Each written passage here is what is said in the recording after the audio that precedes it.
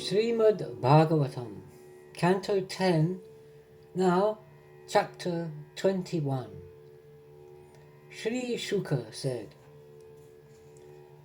The Sarat season rendered water clear, wherein fragrant lotus flowers appear.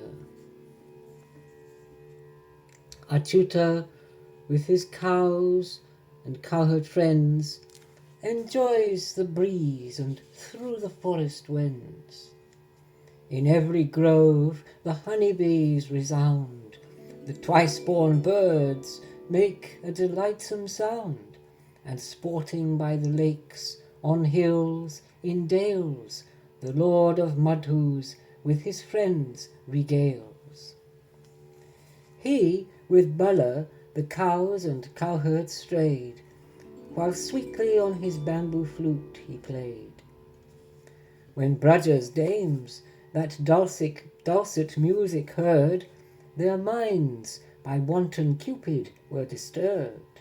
Then each to each in groups 'gan to converse, and Krishna's excellencies did rehearse.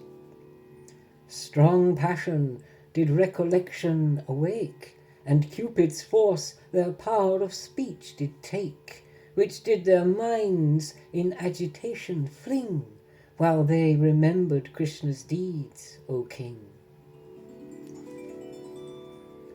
A peacock plume upon his head he wears, hangs Karni Kara blossoms o'er his ears. He looks the foremost actor, brave and bold. His yellow raiment shines like ductile gold.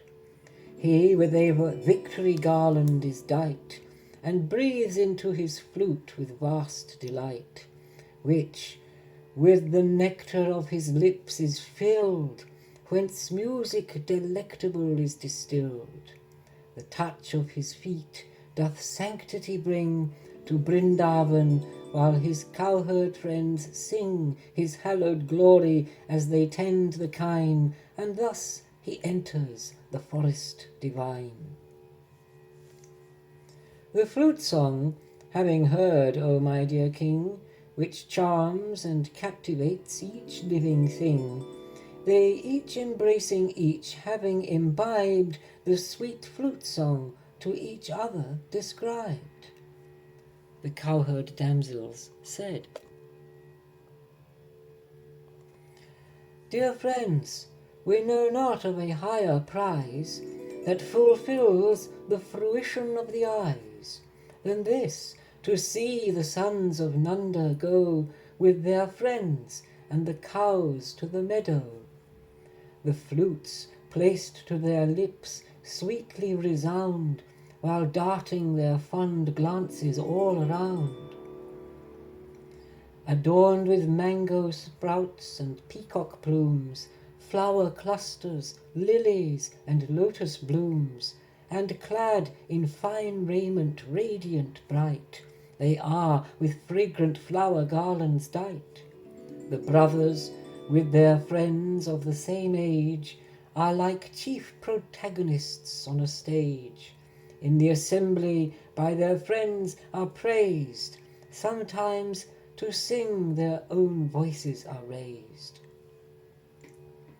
What pious deed was by the bamboo done, whereby achieved was this rare benison? O cowherd maids, this bamboo always sips the sweet nectar from Damodara's lips, and drinks with an independent delight what is the cowherd dame's exclusive right, while only what is left over we gain. The dear father of the bamboo, the cane, sheds sappy tears to have offspring so blessed. The mother lake's good fortune is expressed, as the smooth surface of the waters there are studded with flowers like standing hair. Brindavan spreads renown and sanctity, O dear friends, since the son of Devaki has with signs of his lotus feet impressed the earth as if by Lakshmi hath been blessed. When hearing of Govinda's flute the sound, the proud peacocks dance merrily around, and marking which, affected by the flute, the animals on the hilltops stand mute. How blessed are the stupid deer, ah me, for they the noble Nanda's son may see, attired in a fine and varied dress, and when they hear the flute they forward press, and with their mates the black bucks they advance, and worship him with their fond loving glance. Perceiving Krishna's charm, the sweet beauty for damsels is a grand festivity, since the spouses of the gods, when they fly in aerial chariots through the sky, when hearing Krishna's flute as on they course, they succumb to passion and Cupid's force, and fall into sweet amorous dismay, as belts loosen and flowers slip away. The sweet nectar from Krishna's mouth that flows, when breath into his bamboo flute he blows, a dulcet ambrosial music bears, that cows drink with the raised cups of their ears. The calves, their mouths still full of milk, forbear to suckle more, and at Govinda stare, and take him to their hearts with fond surprise, standing quite still while tears roll from their eyes. The birds in the forest, O mother dear, e'en as meditative sages appear, who mount the lofty tree branches and sprays, so they might freely on Lord Krishna gaze. And when they hear the flute's soft dulcet strain, perched on the leafy boughs silent remain, and listen in contemplation profound, perceiving with eyes shut no other sound. In the rivers, when the flute song is heard, of Mukunda seemeth by Cupid stirred, and their currents refluent they retrace, and with their waves Murari's feet embrace, and carry on their soft ripples to greet lotus flowers wherewith to clasp his feet. Observing how Rama and Krishna wend with the cowherds while they the cattle tend, how Krishna on his flute constantly plays in the full heat of the sun's scorching rays, the cloud, perceiving this from up above, spreads a wide canopy impelled by love, from the tormenting thus to defend and fulfill the true office of a friend.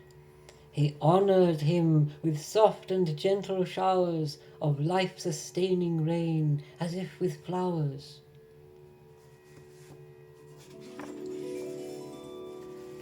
When tribal women through the forest pass, they see his lotus footprints on the grass, with fragrant kumkum powder, crimson red, which each smears on her bosom and her head. That red powder on them relief conferred, from his beloved's bosom there transferred, and the hot passion which in them did rage, that sweet amorous torment did assuage. Ah me, O tender damsels, you can see, this mount is the best servant of Hari.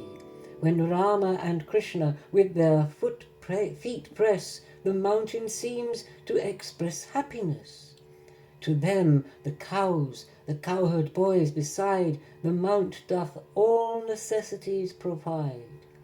Abundant fruit and herbage he bestows, esculent roots and fine shady grottos. With the cows and the cowherders they wend from wood to wood, and there the cattle tend. The music of his flute resonates round, and when, O friends, the mobile hear the sound, they stand stock still, unable to remove, while the immobile trees were stirred by love and tremble with new shoots of ecstasy. The brothers are a joyful sight to see. With ropes across their shoulders flung, the two present a wonderful, exquisite view. Sri Shuka said, "Thus the illustrious wandered and strayed in Brindavan's cool and woody shade, and while the cowherd dames his deeds rehearsed, their minds in Krishna's beauty were immersed." And thus ends chapter 21 in book 10 of the great and glorious Bhagavata Purana, the text beloved of swan-like saints, sung by the son of Vyasa. Om Tat Sat.